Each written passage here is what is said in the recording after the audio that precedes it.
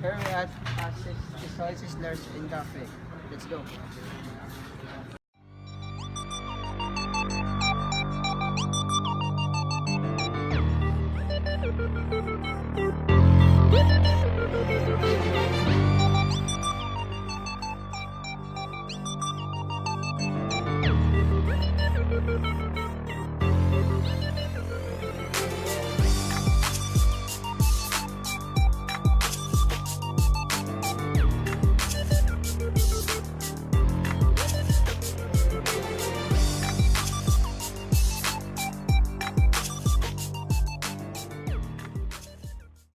Sir, would you please introduce yourself?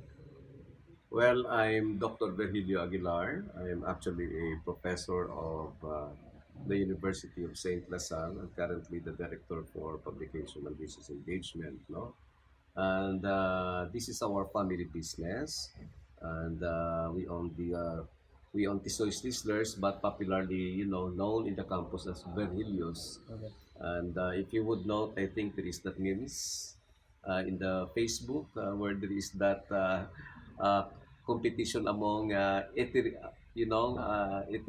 or around Lasal, no? And I saw it. I was quite surprised about the creativeness of some students for doing SATs, no?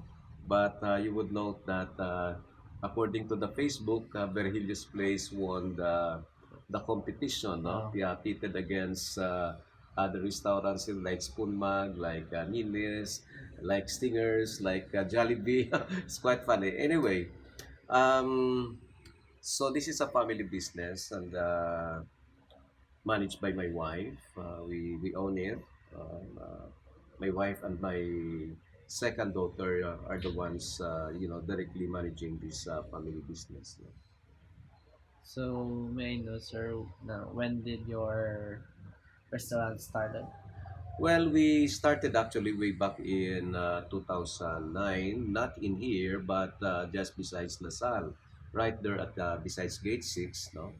Um, Presently, you'll see there a newly built building. That's where we used to have, no? Mhm. Our business used to be called as Gate 6 Sizzlers. I think very also popular, frequented by students, uh, bu- from the colleges, from the college and from the IS.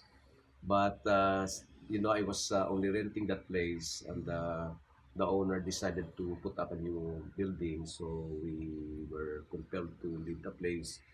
And the owner here, which is located at this place where we are now, the owner here looked for me when he learned that we will be leaving the place. So he approached me to lease this place, no?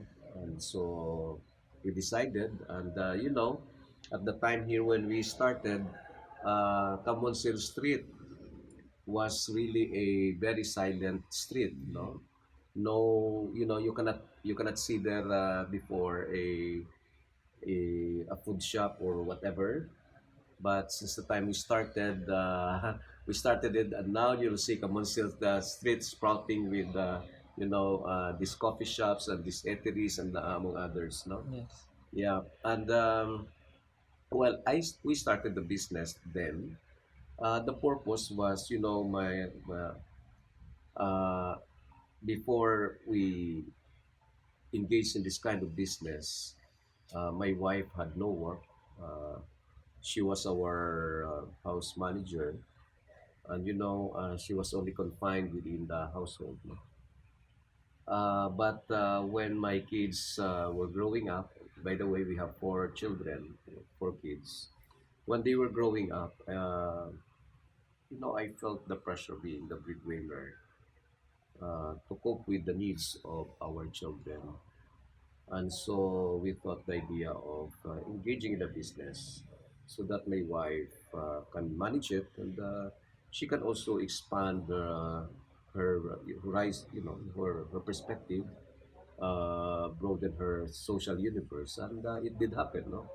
So um, that's the beginning, and then actually we were not engaged yet in the food business.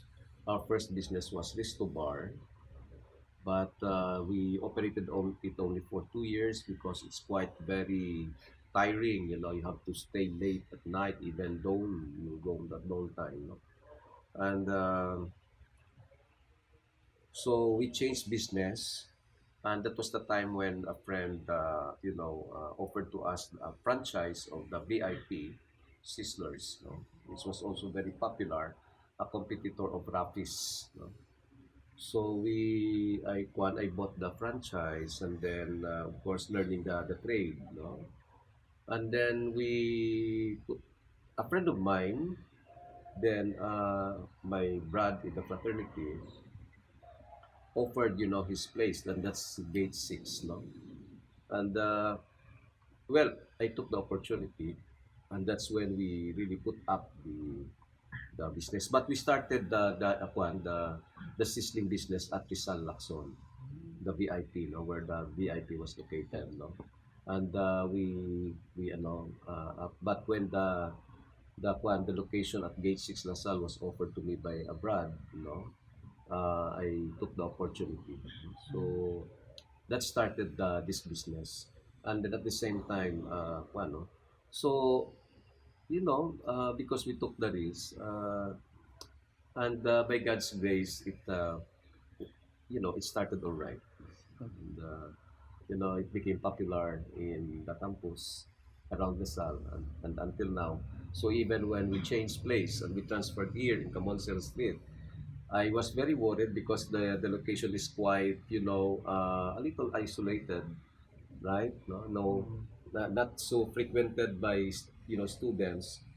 But when we started, the operation, I think, because of the kind of service that we provide, and the kind of we offer anyway, we really cater to the students. So our prices are really for students, no. So you will know that, no. Okay, and that's our edge actually, our competitive edge, no, because we really cater to the students.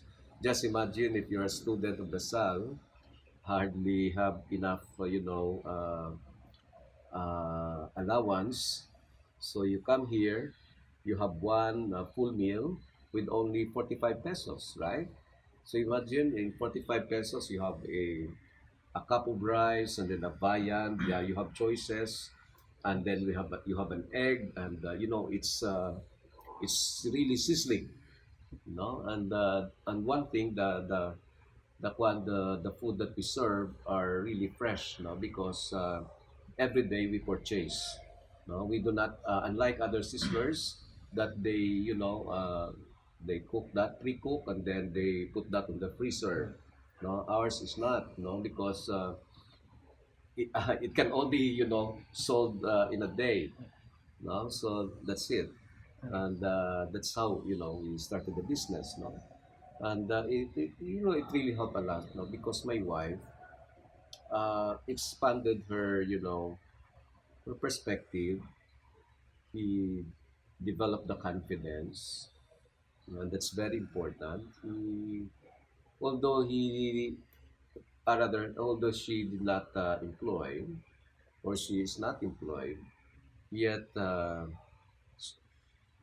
she's very fulfilled. No? Because naman, when you talk about gender, it's very important that the woman, the wife, also has the financial freedom, right? No? So that's it. And as a matter of fact, I really appreciated it because now, although I'm a professor earning also quite a big salary from LaSalle, but she's earning more than me. Mhm. To tell you frankly, she's earning more than me. And the business is earning more than me. And well, as a father and as a husband, I'm very happy about that because it eases, the burden as a provider. I'm not anymore the provider. We are the co-providers of the family, right? Yeah. Okay. Okay, sir. Just an add question. Have you ever failed in your way at the top? Well, we started really from scratch. We started small, and this is what I can say for those aspiring, persons or people who may want to engage in business, you start small and then go up. Because if you start big and then you fail, you know, uh, the impact is also, quite uh, big, right? Okay, no?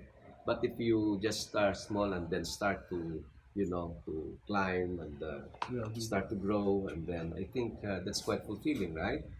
And what is important in business is, um, you know, uh, there are how uh, how would I say it? There are very important attributes, no, for a if you want to be a good business person. Um, and I think you learned that the one very important attribute of a good entrepreneur or a good business person is, you have the what you call this, the risk taking propensity.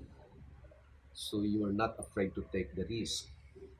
Okay, because if you are so sigurista or so assured, you better not engage in business, because business there is always risk, and you should always be able to confront that and take it. No, so that's one. Secondly, but of course, it's not that you are always risking, but we have what we call as a, we need to confront the risk, uh, uh, in a calibrated manner. You have to calibrate yourself. We call that as the no? You calibrate the risk. Okay. Secondly, one very important attribute for a good an entrepreneur is, you should be one. You have the tolerance for ambiguity. So if there are failures, you just accept that. No? If you're confused or there are uncertainties, you just have to be patient and study it, learn it, why you failed, why is it that so, and then try to find a way. No? And then you should also be as a no? You should also be determined. Okay, so there is risk taking, you have the tolerance, but you should also be determined. When you have a goal, when you have the objective, try to work for that with passion. No, that's why in business, uh, you should put your heart on it, because you will not be a good businessman or a businesswoman if you don't have the heart for that. No? Uh, and of course, you should be creative, no? Innovative. Okay, you should not be contented to on what you always offer. You have to innovate. You have to be creative. Okay, because remember, you're not the only one. There are competitors, right? Yes. Yes, there are competitors. So you have to be creative. No? Okay, and then of course you have to be a good financial manager. Okay, you have to what? You have to always study, the income, the expenses, the rent, and you should always put something as a one as a saving, no? And one more thing, you have to be good with your people. You have to, regard your people like your family. We're Filipinos. We are so uh, they call it, we're so very personalistic, right? And so I think we have to, give importance to relationship with people and your customers, of course. No? That's why ang mga tao ko dao, sanday nunoy, mga ko, namin na sila sa mga paryosinyo. Right? Mga gudi-gudi na sila. No? Okay, so I think that's all. And that's what I can share to you. Some of my insights. Although this is a very impromptu ambush interview. Okay? I hope you learned something. Thank you, sir. Okay.